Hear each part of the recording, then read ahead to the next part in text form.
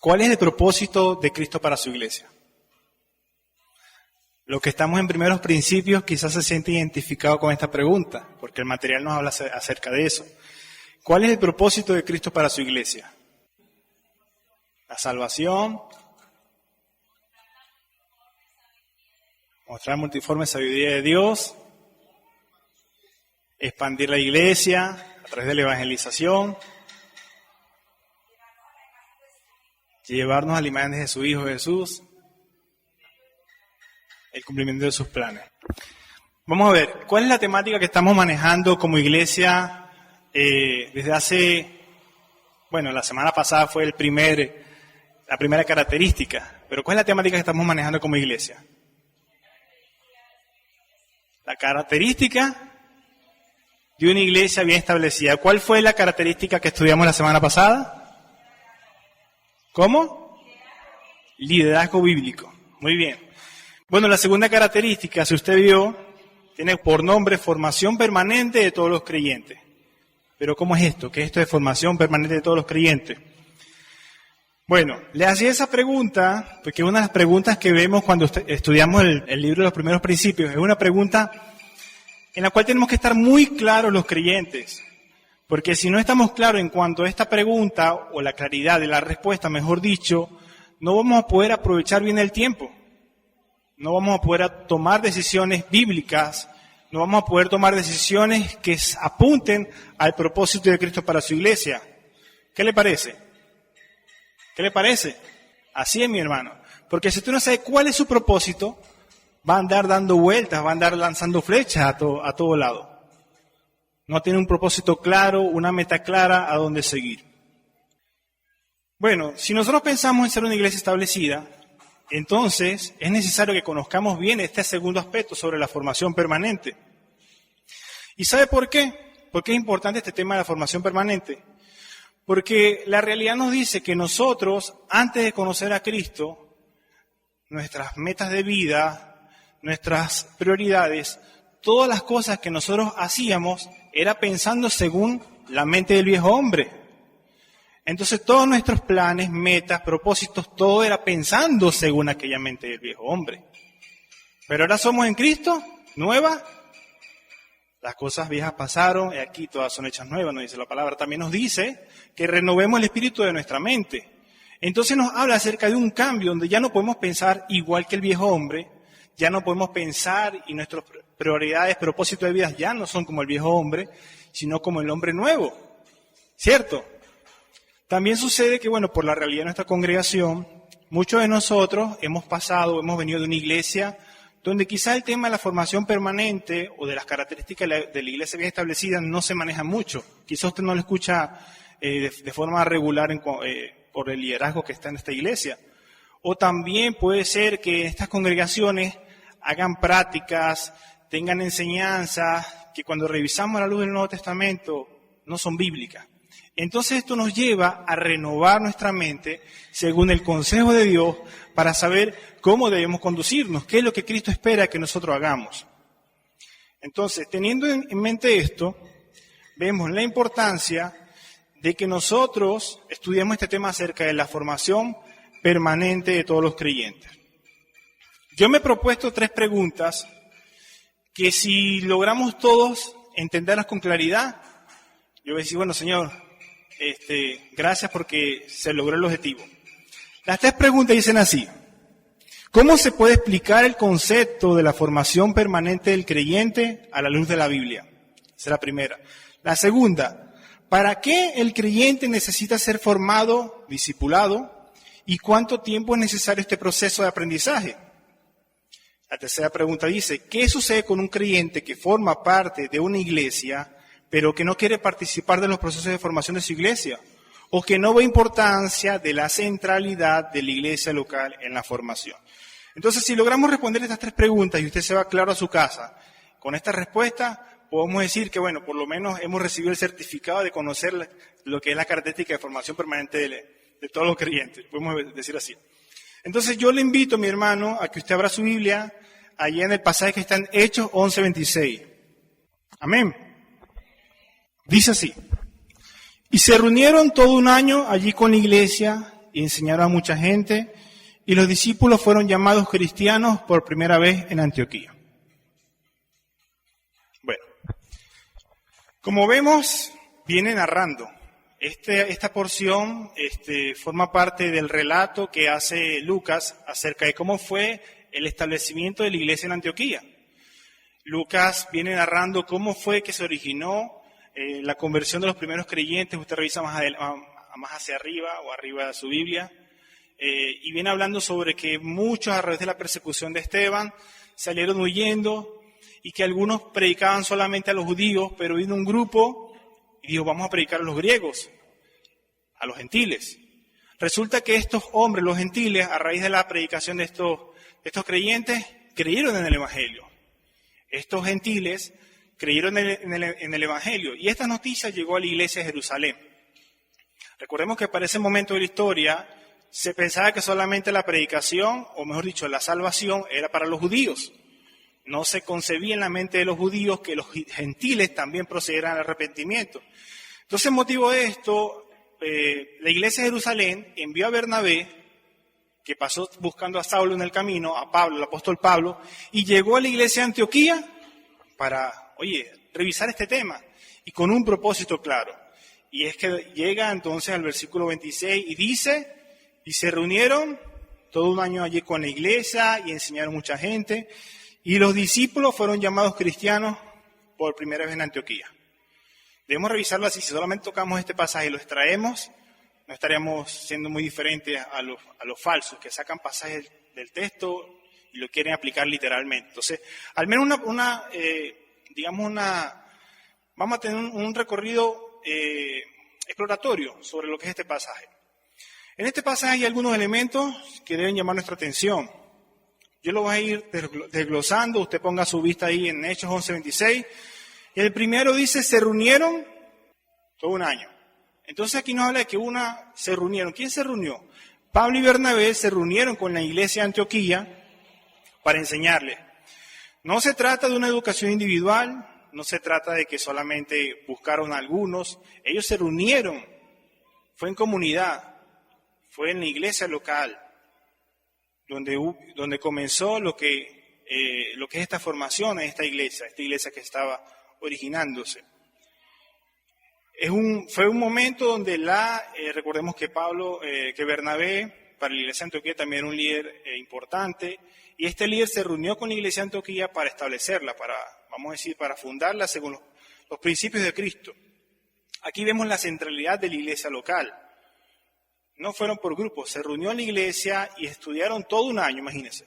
Ese es el segundo aspecto, todo un año. Esto nos muestra que no se trata de una educación efímera o superficial. No fue un Mateo, no fue como que no, si tales cosas y listo. Ellos decidieron, Pablo y Bernabé, dedicar tiempo, un año al menos nos muestra aquí, no sabemos si es un año de continua enseñanza o un año en tiempo y estudian cada día una hora, no sabemos, pero el tema es que dedicaron un año para educar a la iglesia.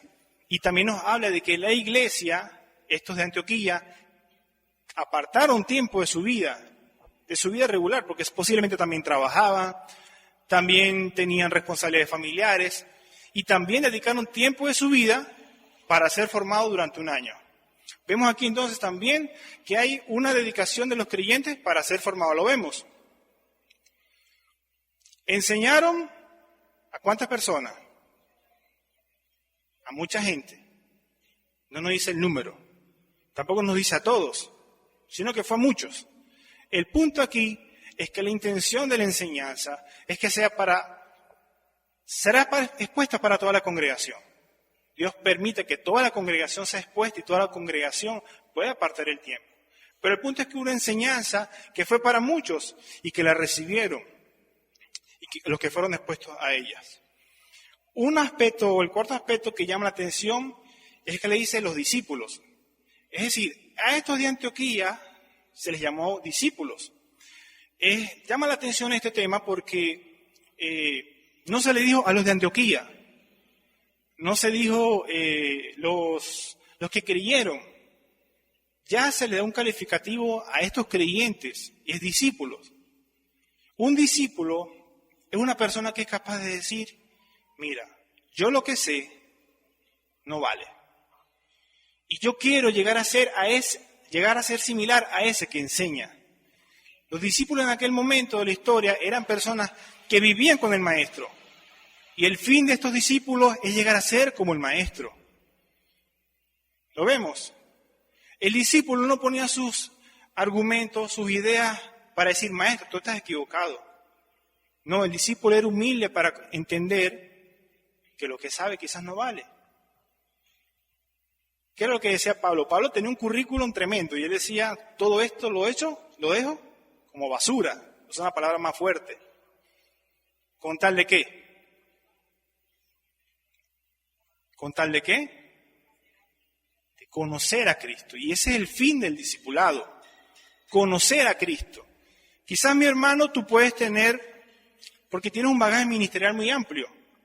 Vienes de otra congregación donde fuiste maestro, fuiste predicador, fuiste pastor, no lo sabemos. Pero el punto es capaz de decir, mira, todas estas enseñanzas que yo tengo, soy capaz de ponerlas atrás con tal de conocer a Cristo. Y si es necesario reiniciar, es necesario. Pero el punto es conocer a Cristo. Conocer a Cristo. Este es el fin del discipulado. Y lo que llama la atención es que a los discípulos, ¿cómo se les llamó?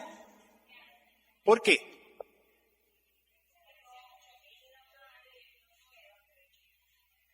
El punto es que el discípulo quiere ser igual a su maestro, ¿cierto?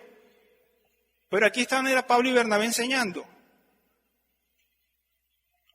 No son bernianos ni pablianos, son cristianos. Porque aunque Pablo y Bernabé eran sus maestros, Pablo y Bernabé no enseñaban lo que ellos creían, o mejor dicho, su pensamiento humano, sino que enseñaban a Cristo. Y ese es el punto. Entonces el fin del discipulado es que realmente seamos cristianos que se parecen a sus maestros. ¿Lo vemos? Bueno, mi hermano, yo creo que con esta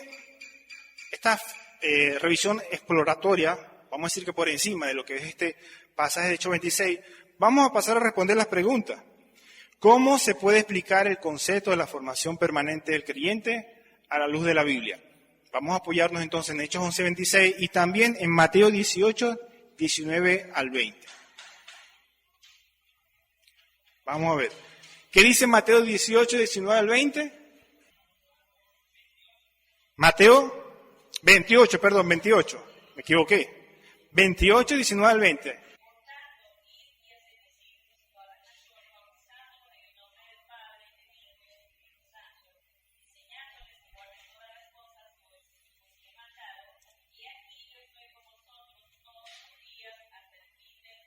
Aleluya, amén. ¿Cómo nosotros conocemos este pasaje coloquialmente los creyentes? La gran comisión. Un creyente que no comprenda esto, mi hermano, tiene que comprender esto primero. Porque si no, no va a poder conocer cuál es el propósito de Cristo para su iglesia. Entonces dice, por tanto, id y haced discípulos. ¿Cómo se hace discípulo? ¿Cómo dice aquí el pasaje? Bautizándolos en el nombre del Padre, Hijo y del Espíritu Santo y enseñándoles que guarden todas las cosas. Entonces, como vemos, el discipulado tiene que ver con enseñar todas las cosas que Cristo ha mandado. Sencillo. El discipulado tiene que ver con enseñar todas las cosas que el Señor nos ha mandado. Claro, bautizando y enseñando. Ese es el punto. La iglesia bautiza a aquellos que han creído en el Evangelio, aquellos que se han arrepentido. Y luego, estos que son agregados a la iglesia local, son formados, enseñándoles que guarden todas las cosas que Cristo ha mandado. Entonces, como vemos, esta enseñanza o esta formación es permanente. Entonces, aquí podemos encontrar el primer concepto. La formación permanente o el discipulado forma parte de la gran comisión. La misión de la iglesia es de enseñar. Cada creyente debe conocer este mandato, la gran comisión o la misión de la iglesia. El llamado de Jesús es a ser discípulo a través del bautismo, siendo niños en la iglesia local y a través de la formación continua o el discipulado. El discipulado consta de enseñar lo que Jesús enseñó. La formación de los creyentes se basa en enseñar todo lo que Jesús enseñó, tanto en los evangelios como también la revelación que hizo a Pablo y a los demás apóstoles, todas las cartas paulinas, todas las cartas de historia. Entonces, cuando usted enseña lo que Jesús enseñó, usted está discipulando.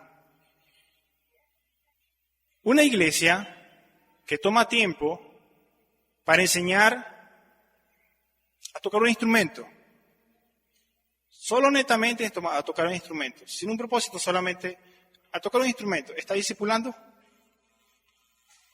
Gracias a Dios por los procesos de formación que permite que podamos enseñar a otros, ¿cierto? Pero eso no es discipulado. Una iglesia que enseña a las madres o esposas a coser vestidos y ropa para su familia, ¿está discipulando? No está discipulando. Gracias a Dios por estas madres y esposas que aprenden esta nueva tarea, que ayudan a sus esposos. Pero eso en sí no es el discipulado. Una iglesia que dedica tiempo para preparar comidas y entregarla a los pobres. Netamente así hablando, pues enseñando a hacer comida. ¿Es discipulado solamente así? Son actividades que pueden sumar al proceso de la expansión del Evangelio. Pero esto no es discipulado. Y el punto aquí es estar bien claro cuando hablamos acerca de discipulado y cuando no. No significa que estas cosas sean malas o sean pecados, mi hermano.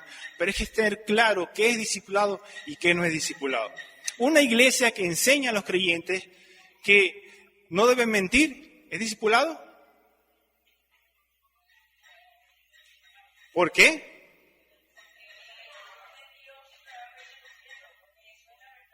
Jesús enseñó eso, ¿cierto? Eso es discipulado. Una iglesia que enseña a los esposos a cómo tratar a sus esposas y a sus hijos, ¿está discipulando? ¿Por qué?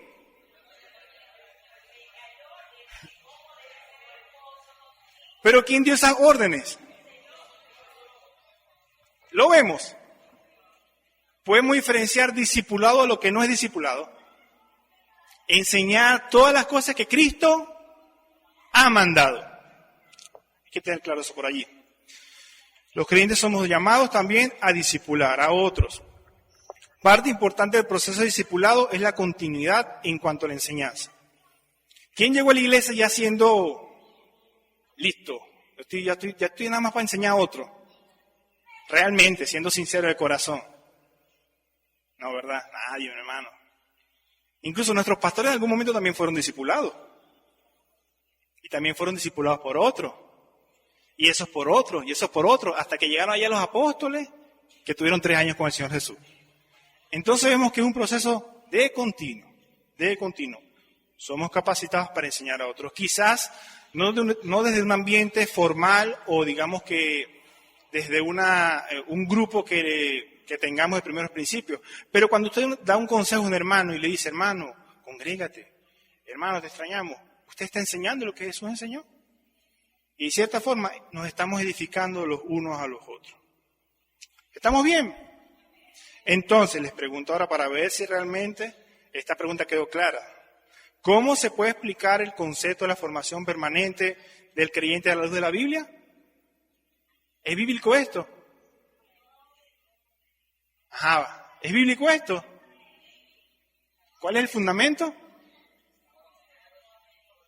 Ajá, ¿de qué? La idea es que cuando alguien le pregunte a usted en la calle, ¿qué hacen en la iglesia? Bueno, parte de la comisión, formar a otros creyentes. Incluso cuando llevamos el Evangelio, estamos de cierta forma, aunque lo aprovechen, o mejor dicho, el Señor convence a estas personas o no, usted está formando, está enseñando. Entonces, cuando usted le pregunte, ya sabe cómo debe responder. ¿Estamos todos claros con esta pregunta? Pasamos a la primera pregunta. Vamos entonces a la siguiente pregunta. La siguiente pregunta dice, ¿para qué el creyente necesita ser formado o discipulado? Cuando hablamos de formado o discipulado, veámoslo como un sinónimo para no tener que repetir siempre. ¿Para qué el creyente necesita ser formado y discipulado? Y la pregunta que muchos tienen, ¿y cuánto tiempo es necesario el proceso de aprendizaje? ¿Cuánto tiempo es necesario? ¿Cuándo se acaba primeros principios? Sí, porque puede que uno tenga esa pregunta y está bien que la tengamos. Entonces tengamos también la respuesta junto con esa pregunta. Bien, para esto nos vamos a estar apoyando en Efesios 4:13. Según lo que hemos venido revisando, pero también en Efesios 4:13. Y si alguien lo tiene, lo puede leer ahí como fuerte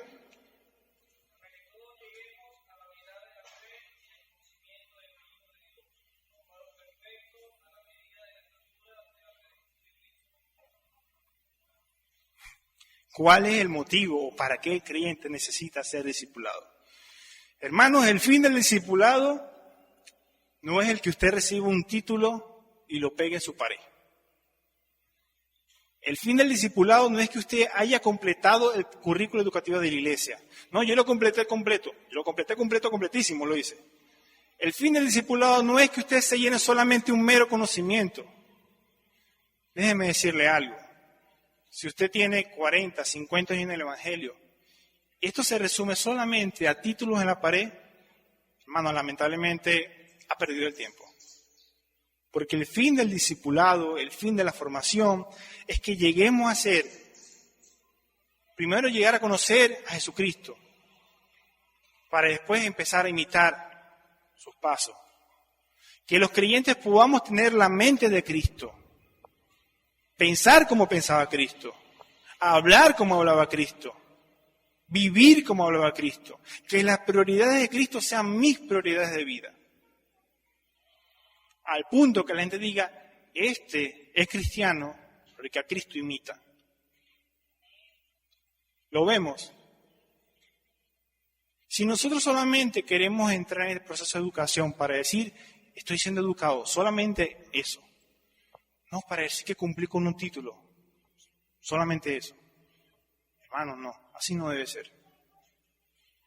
El punto es que cada enseñanza se transforme en vida, que cada enseñanza se transforme en transformación del creyente. Sí, Jesús te ama como eres, pero no quiere dejarte así, citando a Más Lucado.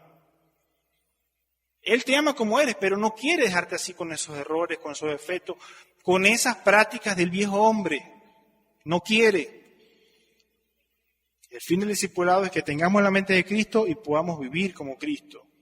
Que la teología bíblica que adquirimos sea puesta en práctica en nuestra congregación. Que podamos ser creyentes maduros, capaces de dar una respuesta bíblica a cada interrogante. Que cuando alguien venga con un consejo, ay, manita, mi esposo está terrible, no sé qué hacer, ignóralo. ¿Es un consejo bíblico? Ponle sal al café. ¿Es un consejo bíblico? Si alguien te ofende, el mundo que nos enseña si alguien nos ofende. ¿Ah? ¿Venganza? No, déjalo que él venga. Él fue el que me ofendió, que venga y me pida perdón, ¿cierto? ¿Cuál es el pensamiento de Cristo acerca de cuando alguien nos ofende?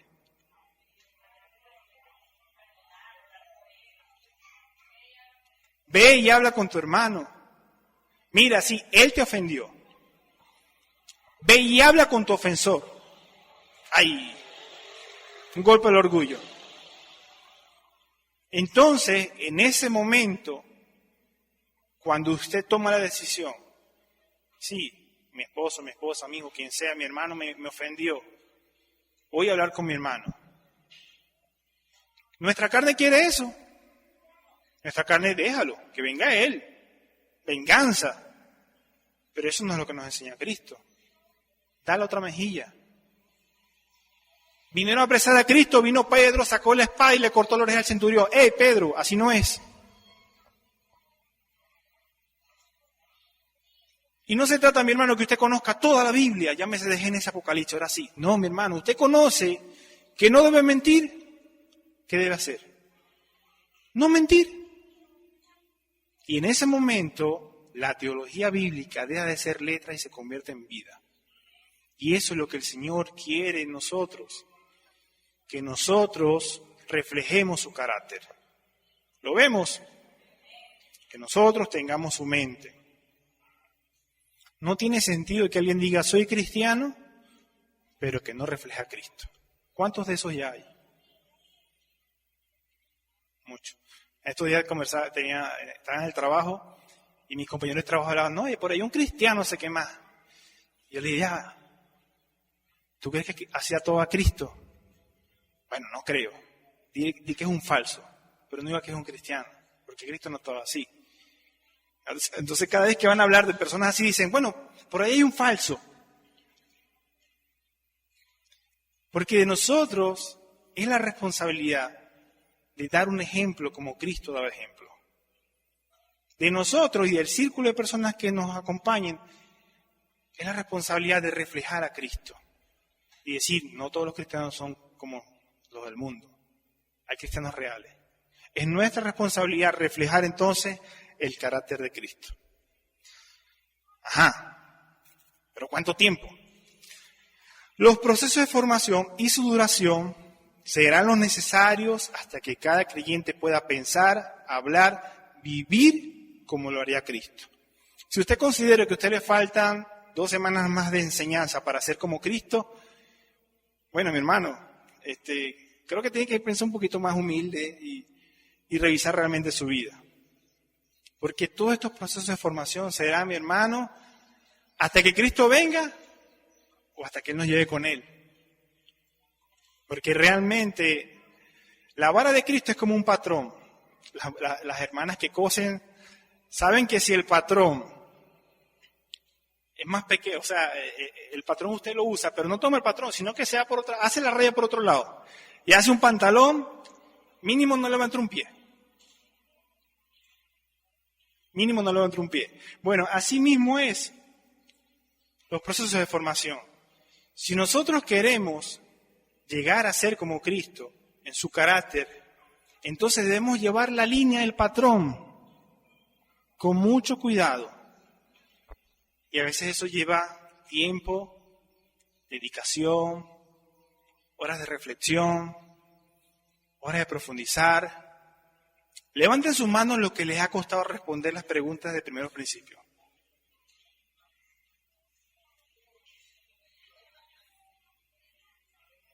¿Por qué? ¿Por qué? Son preguntas que no son tan sencillas como tan superficiales. Ay, nada. Mire, pregúntele a cualquiera de los de mi sección, que cuando yo veo que hacen respuestas sencillas y superficiales, les digo, vamos a hacer que les duele la cabeza. Piensen. Y el punto de la formación del creyente es que podamos llegar a tener un pensamiento crítico bíblico. De que pensemos, hermanos, nos volvamos aprendices que estudian y se disciplinan en el arte de estudiar este tema, la palabra de Dios. Eso, entonces tiene que ver con dedicar tiempo, con reflexionar profundamente, con pensar, analizar. Muchas veces las preguntas nos llevan a pensar en nuestra propia vida, cómo yo reacciono en esto, cómo el Señor me manda a reaccionar en esto. Entonces tiene que ver mucho con un pensamiento crítico bíblico que se forma en el creyente.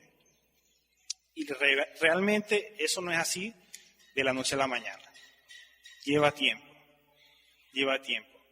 Y refrescar algunos conocimientos que hemos adquirido, pero en el proceso como que lo hemos olvidado. Refrescar. ¿Cuánto bien nos hizo a toda la iglesia cuando entramos en lo que era en su momento la nivelación, pero ahorita es el primer nivel del currículo educativo?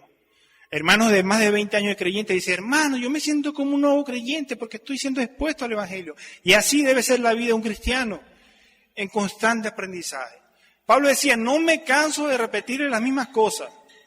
Y así debe ser la formación del creyente. ¿Cuánto tiempo? Hasta que el carácter de Cristo se ha formado en nuestras vidas. Ya veremos cuánto tiempo durará eso. Pero ese es el punto. No hay apuro, mis hermanos. No anden a la carrera, ya terminé, no sé qué más. Profundicen esas respuestas de primeros principios, de nivel 1, de las preguntas cuando hay reuniones de varones, de mujeres, de jóvenes. Aprovechen, mi hermano. Usted dice, bueno, hermano, pero es que a mí no me han considerado para ningún proceso de formación. Bueno, hermano, al menos eres hombre, eres mujer, así que sí están considerados al menos para la enseñanza de los hombres y de las mujeres. Pero los que están en el grupo de la iglesia, ¿cuánto tiempo dedican a estudiar el devocional? A revisarlo. ¿Cuánto tiempo dedican a escuchar la predicación? Por lo menos los domingos. No, pero ese domingo tuve que trabajar. Está bien, hermano, gracias a Dios, Dios nos ha permitido como iglesia tener casi un año desde diciembre, antes de diciembre, un año de las predicaciones guardadas. Que usted puede, oye, no fui este domingo, voy a revisar la prédica y escucharla.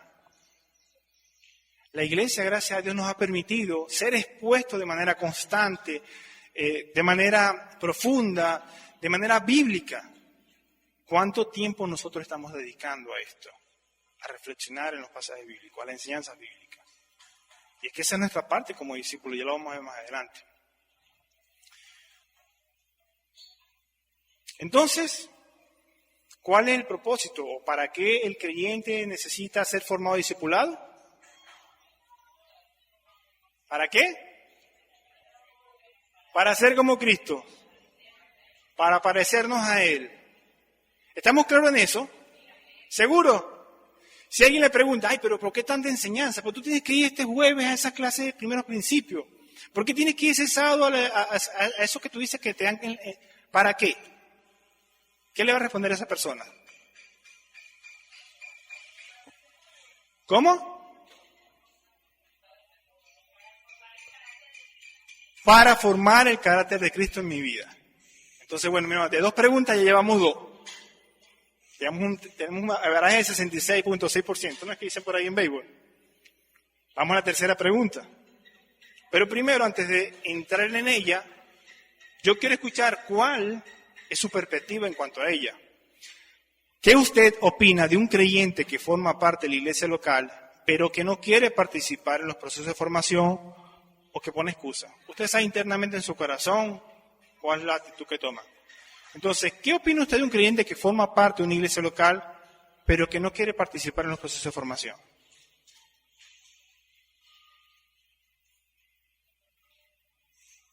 ¿Qué opina? ¿Cómo? No ha madurado, tiene que madurar, ok. Para eso son los procesos de formación, para ayudarnos a madurar. Posiblemente no hay una conversión genuina. No ha crecido espiritualmente. Los procesos de formación pues, son para ayudarnos a crecer espiritualmente. ¿Cómo? Orgullo. Yo estoy bien así. Así soy yo. ¿Qué otra cosa vemos?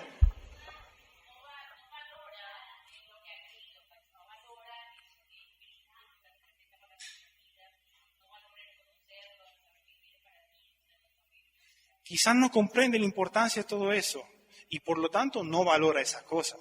¿Para qué? No hay compromiso, también se refleja el compromiso hacia Dios y su obra. Porque recordemos que el propósito de Cristo para la iglesia es que nos edifiquemos los unos a los otros y que también el Evangelio sea expandido a través de la predicación del Evangelio, a través de la plantación de otras iglesias. Puede ser también que bien trae heridas del pasado, de la vida, de otras congregaciones, y se quedó allí.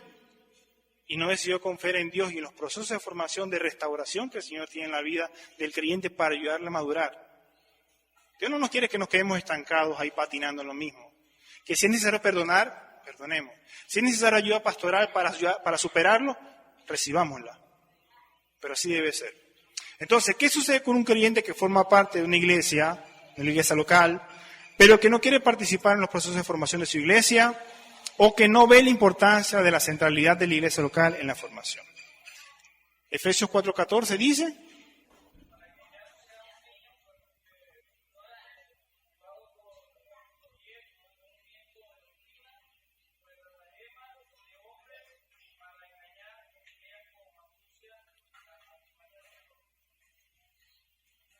¿15?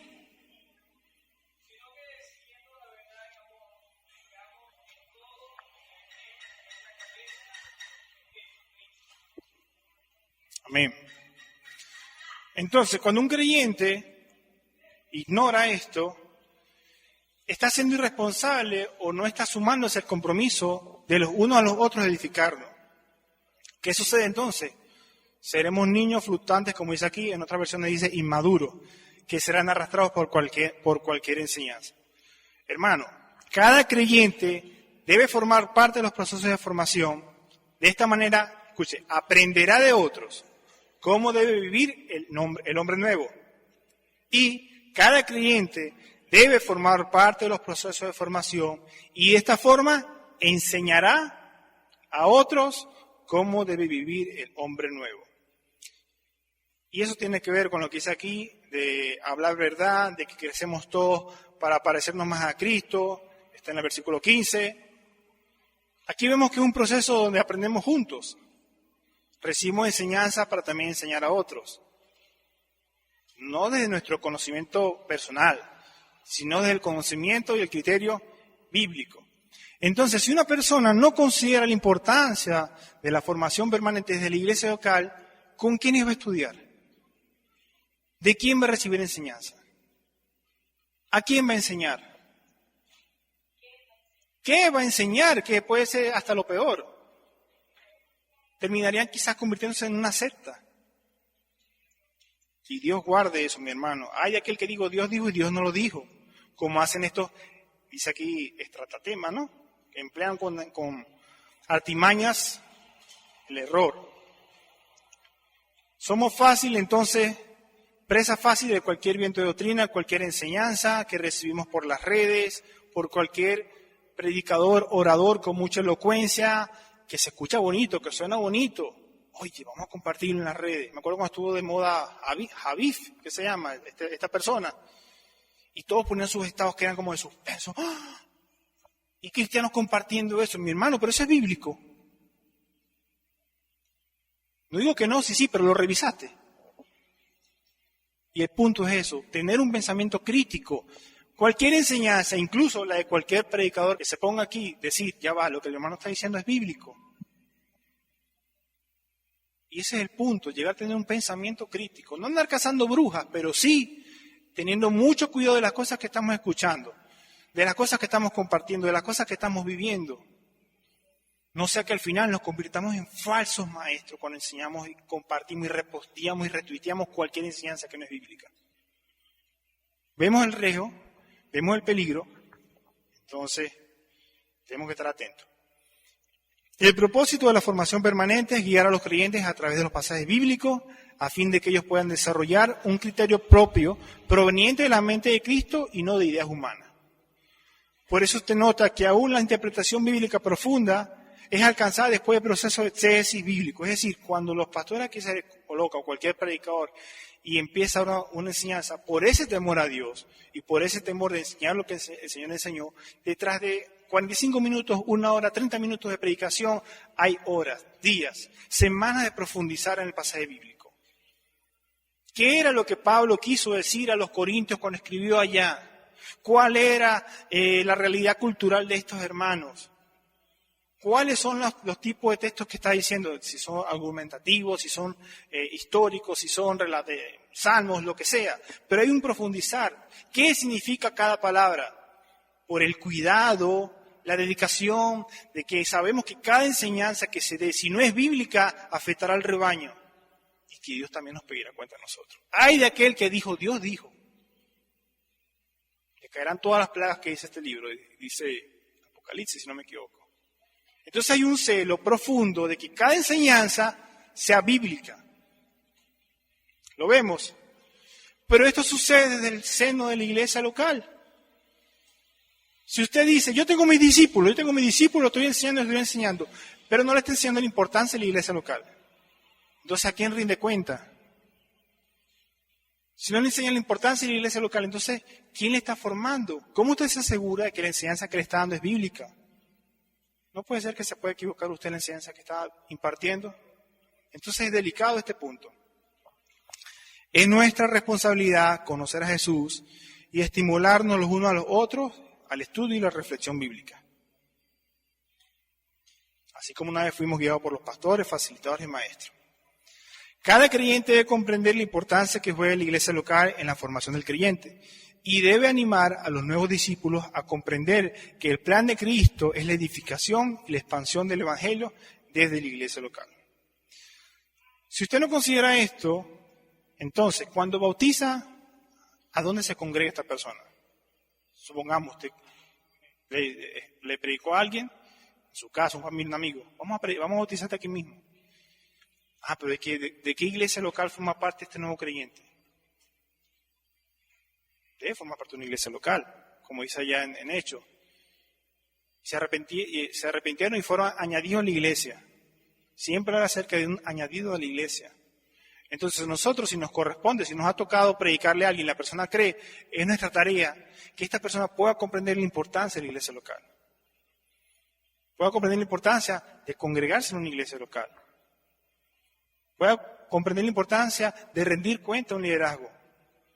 Como dice allá en Hebreos 13:17, obedeced a vuestros pastores y sujetaos a ellos. ¿Por qué? Porque ellos cuidan de nosotros. Y hombres temerosos, gracias a Dios, como primera característica que vimos, este es un liderazgo bíblico, que tiene temor a Dios, que tiene temor a ese día cuando Dios le pida cuenta, tener buenas cuentas con Dios. Entonces, bueno, a esto mismo nos llama. La importancia del bautismo es que con esto representamos externamente lo que ocurrió en nuestro corazón. Con el bautismo usted dijo, yo muero para el mundo, ahora vivo para Cristo. Yo me separo de lo que era el mundo. No que literalmente usted ya no va a ver su familia, no. Pero se separa de la conducta, de las actitudes que antes tenía el mundo. Y ahora es añadido a un cuerpo, a una iglesia local, donde será enseñado, donde será formado, donde será restaurado, donde será discipulado, donde será consolado, donde allí el cuerpo de iglesia nos edificamos los unos a los otros. ¿Lo vemos? Mis hermanos, si nosotros formamos parte de una iglesia, es nuestra responsabilidad disponer nuestro tiempo y recursos para nuestra formación y la formación de todos los creyentes. Si queremos cumplir con el propósito de Cristo, para todos nosotros debemos considerar que, repite conmigo, es mi responsabilidad la edificación mía y de mi hermano en esta congregación. Mientras continúo con la predicación del Evangelio con aquel que está en el mundo. Es nuestra responsabilidad dedicar tiempo, recursos para nuestra formación, la formación de nuestros hermanos, mientras continuamos llevando el Evangelio hasta que Cristo venga. Entonces, vamos a recapitular la tercera pregunta. Quiero que me respondan. ¿Qué sucede con un creyente que forma parte de una iglesia local, pero que no quiere participar de los procesos de formación? ¿Qué pasará con él? ¿Que tampoco ve la centralidad de la iglesia en la formación? ¿Cómo? ¿Cómo ser un discípulo si no es enseñado, formado? ¿Qué pasará con cualquier doctrina que reciba o cualquier enseñanza? Lo va a tener divagando, fluctuante, porque no puede pensar bíblicamente. ¿Qué pasará si decide no congregarse y no formar parte o ver la importancia de la iglesia local en la centralidad de la misión? ¿Qué pasará con esta persona?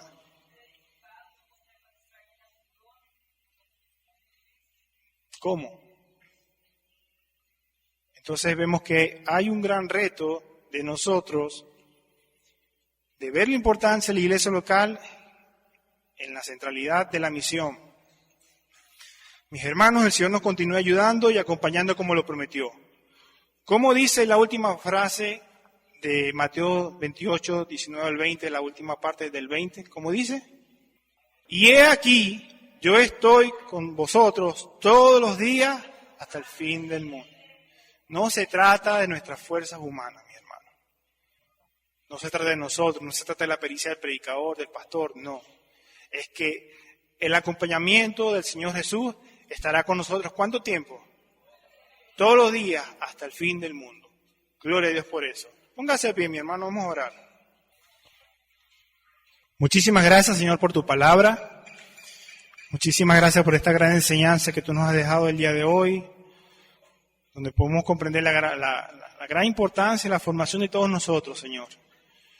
De la formación constante, permanente, sistemática, metodológica de nuestra congregación, Señor. Gracias porque tú nos has permitido, Señor, ver la importancia de esto en nuestras propias vidas, Señor.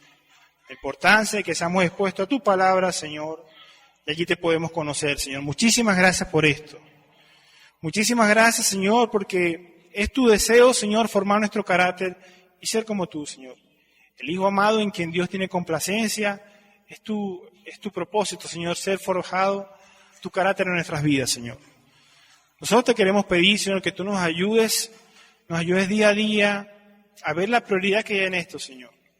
La importancia de esto para nuestras propias vidas, para nuestro crecimiento, para nuestro carácter, para nuestra iglesia local, Señor. La importancia que hay en que seamos formados bíblicamente, Señor. Ayúdanos, Señor, a estar comprometidos con esta misión, Señor, la de edificarnos los unos a los otros y la de predicar tu evangelio, expandir tu evangelio, Señor, así como tú nos daste en la gran comisión, Señor. Ayúdanos a poner de nuestra esfuerzo, compromiso, recursos, Señor, para ser formados y también para ayudar a la formación de nuestros hermanos, Señor. Y así un día caminar como tú lo hiciste, Señor. Ayúdanos, Señor, a ver la importancia de la iglesia local en este proceso de formación, Señor. Y levanta en esta iglesia, Señor, hombres y mujeres deseosos de enseñar, hombres y mujeres deseosos de conocer tu palabra, hombres y mujeres deseosos de hacer tu voluntad en cada una de los ministerios de etapas de formación de nuestra congregación. Gracias, Señor, por el nivel 1 del currículo educativo. Gracias, Señor, por los primeros principios. Gracias, Señor, por cada espacio de formación para varones, para mujeres, para jóvenes. Gracias, Señor, por cada predicación. Gracias, Señor, por cada devocional. Gracias, Señor, por cada consejo bíblico que recibimos de nuestros hermanos, Señor. Ayúdanos día a día a caminar como tú lo hiciste, Señor. Ayúdanos día a día a cumplir con tu propósito para nosotros en esta tierra, Señor. En tu nombre oramos agradecidos por lo que has hecho con nosotros y por lo que tú seguirás haciendo con nuestra iglesia. Amén. Dios le bendiga, mis hermanos. Denle un aplauso al Señor, se lo merece.